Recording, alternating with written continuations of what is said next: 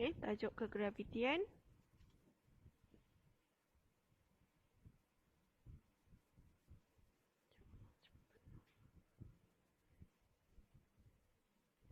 Sekejap ya. Okey.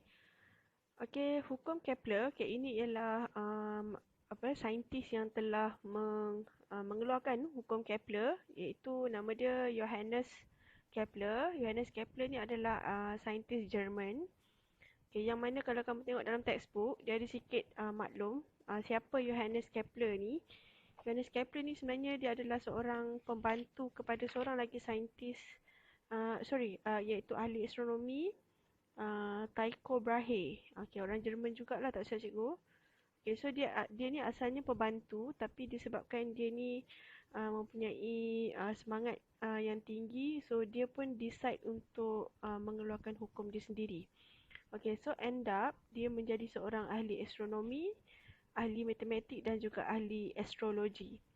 Okay, apa sumbangan Kepler ni? Okay, sumbangan Kepler ialah dia mengubah suai model heliocentric mengikut hukum Kepler. Okay, apa itu model heliocentric? Okay, kalau tingkatan 3 dah belajar ke model heliocentric? Pernah dengar tak model heliocentric ni apa? Tak pernah. Tak pernah. Tak, Okey. tak pernah. Model heliocentric ni sebenarnya kamu pernah dengar, cuma kamu tak tahu nama dia heliocentric. Okey, model heliocentric ni adalah yang mana model yang menunjukkan planet-planet mengorbit mengelilingi matahari. Okey, itu ialah nama dia model heliocentric. Okey, centric ni bermaksud center. Okey, sebelum kita menemui ataupun kita tahu yang sebenarnya planet-planet mengorbit matahari, saintis-saintis sebelum ni mengatakan planet-planet lain mengorbit bumi. Okey, dia kata kononnya bumi yang duduk center. Okey, tapi selepas tu setelah kita dah buat beberapa kajian yang lain, sebenarnya bukan bumi berada di tengah tapi matahari. Okey, so yang kita belajar sekarang ni model heliocentric, planet-planet mengorbit mengelilingi matahari. Okey, so apa Kepler ni buat? Okay, bukan Kepler ni yang temui matahari dekat tengah ni. Okay, Kepler ni buat, dia ubah suai model ni sesuai dengan hukum yang dia keluarkan. Okay, yang mana kita akan study one by one kejap lagi. Okay, so untuk pengetahuan kamu, hukum Kepler semuanya ada 3. Okay, semuanya ada 3 macam hukum gerakan Newton tu. Okay, tapi hukum Kepler. Okay, sebab Kepler yang jumpa. So, kita tengok hukum yang pertama. Okay, hukum pertama. Okay, dia sebutlah kan. Okay, hukum Kepler ialah orbit bagi setiap planet adalah elips. Okay, elips ni adalah bentuk. Okay, dengan matahari berada di orbit bagi setiap planet adalah elips, dengan matahari berada di satu daripada fokusnya. Sebelum tu kamu kena tahu dulu, elips ialah sebuah bentuk. Ini adalah bentuk elips. Bentuk elips ni macam bahasa kita cakap ni macam bujur lah. Tapi sebenarnya nama dia adalah elips. Apa maksud matahari berada pada satu fokusnya? First sekali kita kena faham dulu apa itu elips. Elips ialah satu bentuk yang mana dia ada 2 titik fokus. Contoh kita tengok pada bentuk bulat. Bentuk bulat kamu belajar dalam matematik, titik fokus dia ada 1. Betul? Jadi ini ialah titik fokus, ini adalah bentuk bulat. Untuk elips, titik fokus dia ada 2. Titik fokus dia ada 2. Yang mana dia kata orbit bagi setiap planet. Maksudnya setiap planet yang ada dalam solar system kita, orbit dia bentuk elips yang mana dekat salah satu titik fokus ni adalah matahari. Let's say kita pilihlah satu dekat F1 ni adalah matahari. Ini contoh bumi bumi mengelilingi matahari ataupun mengorbit matahari dalam bentuk elips. Itu je lah hukum Kepler pertama. Okey, senang je. Cuma dia nak cakap, semua planet mengorbit dalam bentuk elips, okey, mengelilingi matahari, yang mana matahari berada pada salah satu titik fokus. Okay, yang mana kita kena tahu bentuk elips ada dua titik fokus. Okey, sekarang ni kita tengok video. Video ni dia tunjuk macam mana elips ni boleh ada titik fokus. Okey. Kita klik.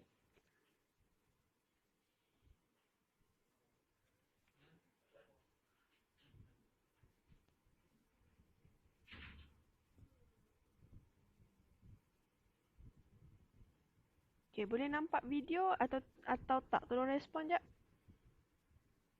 Boleh nampak video tak?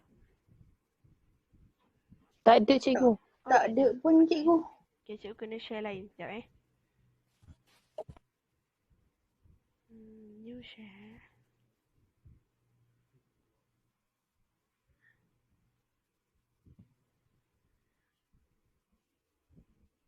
Okay, boleh nampak video sekarang?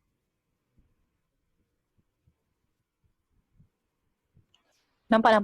Okay. Boleh nampak. Okay, nanti kamu boleh, kalau tak jelas boleh tengok sendiri, cikgu letak link tu. Okay, ni cara.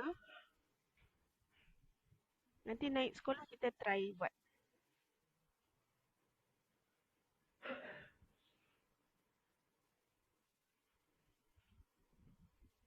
Okay.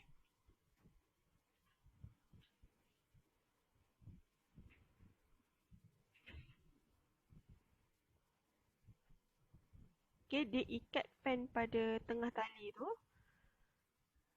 Okay, mana dia ada dua titik fokus ni. Okay, jadi dia dapatlah satu bentuk elips. Ha?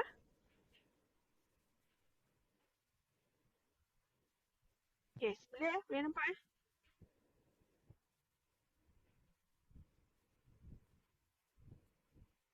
Boleh cikgu, boleh.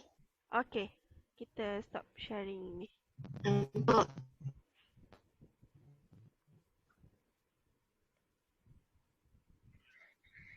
Okay, so itu buktilah kenapa elips ada dua titik fokus. Okay, sebab kita tarik daripada dua titik fokus ni, okay, guna pen, kemudian kita akan lukis bentuk elips. Okay, boleh faham hukum Kepler yang pertama? Ada soalan? Faham. Okay, faham. Okay, kita teruskan dengan hukum. Okay, sebelum tu. Okay, ini adalah gambar yang cikgu screenshot daripada website NASA. Ni kedudukan planet-planet dalam solar system pukul 8.59 pagi tadi. Pukul 9 pagi tadi. Okay, so kalau kamu nak tengok yang latest, nanti kamu boleh klik. Siapa buka mic tu, tutup jap. Okay, nanti boleh klik dekat link ni. Nanti kamu boleh tengok yang the latest. Okay. Okay, kalau kamu tengok, perhatikan. Okay, sekarang ni kedudukan bumi berada di sini. Okay, bentuk dia ialah elips. Okay, bentuk dia adalah elips. Okay, kalau kamu tengok dalam website tu, kamu boleh macam zoom in, zoom out dan kamu boleh macam tengok kiri, kanan 3D. So, kamu boleh tengoklah bentuk dia membentuk elips. Ni planet-planet lain. Okay, ni Mercury, Venus. Okay, dan ada lagi lah kalau kamu zoom out, kamu akan nampak planet-planet yang lain. Okay. Kita terus dengan hukum Kepler kedua. Siapa buka mic? Tolong tutup mic. Latina. Okay, hukum Kepler kedua. Okay, hukum Kepler kedua, dia menyatakan garis yang menyambung planet dengan matahari akan mencakupi luas yang sama dalam selang masa yang sama apabila planet bergerak dalam orbitnya. Okay, kita cuba pecahkan pernyataan ini. Okay, garis yang menyambung planet dengan matahari, satu part, akan mencakupi luas yang sama, satu part, Okay, dalam selang masa yang sama, satu part. Okay, kita akan tengok part 1, part 2, part 3. Okay. Sorry, cikgu lukis bumi kat sini. Cikgu nak tukar bumi cikgu kat sini boleh tak? Okay, ni contoh ni matahari. Okay, ni cikgu punya bumi. Okay, sekarang ni apa maksud garis yang menyambung planet dengan matahari? Ini maksud dia. Okay, garis yang menyambung planet dengan matahari. Okay, ni bumi kan, so dia planet lah. Garis yang menyambung planet dengan matahari. Okay, itu maksud dia. Mencakupi luas yang sama. Okay, ni nombor 1. Nombor 2, apa maksud mencakupi luas yang sama? Okay, ni contoh matahari. Bumi mengorbit mengelilingi matahari dalam masa 365.25 hari setahun. Okay. Jadi contohlah ini adalah kedudukan bumi pada bulan Januari. Okay, Jan. Okay, contoh kita bergerak sikit. Okay, ini adalah kedudukan bumi pada bulan Februari. Okay, cikgu harap kamu sedia maklumlah. Bumi perlu mengelilingi matahari dalam setahun. Okay. Itu fakta yang kamu dah belajar. Okay, so ini contoh bumi pada bulan Januari. Ini bulan Februari. Okay, kita lukis lagi satu garis yang menyambung. Okay, lagi satu garis. Garis yang menyambung daripada planet dengan matahari. Okay. Okay, ini maksud dia dengan poin yang kedua. Mencakupi luas yang sama. Okay, mencakupi luas. Cikgu tak terangkan yang sama lagi. Cikgu baru terangkan mencakupi luas. Okey, ini adalah luas. Okey. So, kamu faham dah kat mana luas tu? Okey, now sekarang ni cikgu nak terangkan yang sama ni pula. Okey, let's say bumi ni dah bergerak daripada bulan Februari ke bulan Jun. Okey, Jun dah ada kat belakang ni. Okey, kemudian kita pergi pada, okey, ini kedudukan bumi ni Julai. Okey, kalau kamu perasan, ini jarak dia 1 bulan. Dekat sini jarak dia pun 1 bulan. Tapi kenapa jarak dia jauh? Okey, cikgu akan terang pada selepas ini. Okey. Okey, sekarang ni kita lukis garis yang menyambung planet dengan matahari. Okey. Ni pun kita lukis. Okay, ini ialah dia punya keluasan.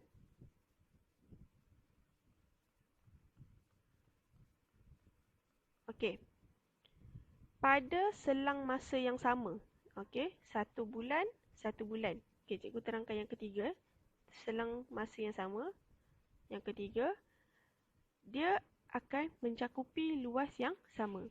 So, walaupun kamu tengok, macam kat sini ruangan ni pendek. Okey, tapi dalam masa 1 bulan, dekat sini pun 1 bulan. Okey, luas ni dengan luas this one sama. Itu yang dimaksudkan dengan mencakupi luas yang sama dalam selang masa yang sama.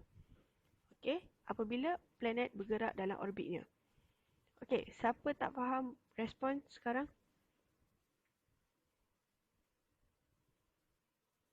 Perlu ulangan? Cikgu, mencakupi tu maksudnya apa? Mencakupi tu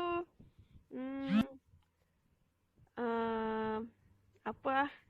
Kena cari dictionary English. Semua. Macam meliputi lah, meliputi. Boleh faham meliputi? Oh, merangkumi. Merangkumi. Macam itulah. Cikgu BM pula. Boleh faham Okay, baik cikgu. Okey, boleh faham part by part. Faham. Okey, faham Okey, Faham cikgu, faham. jadi luas ni sama dengan luas ni, tapi dengan syarat sela masa dia kena samalah. 1 bulan, 1 bulan. Okey, sekarang ni cikgu terangkan. Kenapa dekat sini dia mengorbit sikit je. Kat sini dia mengorbit banyak. Okey, ini fakta yang kita kena tahu. Okey, apabila objek mendekati matahari. Okey, ni objek dekat dengan matahari kan? Berbanding dengan this one. So, bila dia mendekati matahari, dia akan mengorbit dengan lebih laju. Okey, ini kita tak boleh nak question lah kenapa. Tapi kita boleh cari sebab lah. Sebab dia ialah tarikan graviti. So apabila bumi dekat dengan matahari, tarikan graviti dia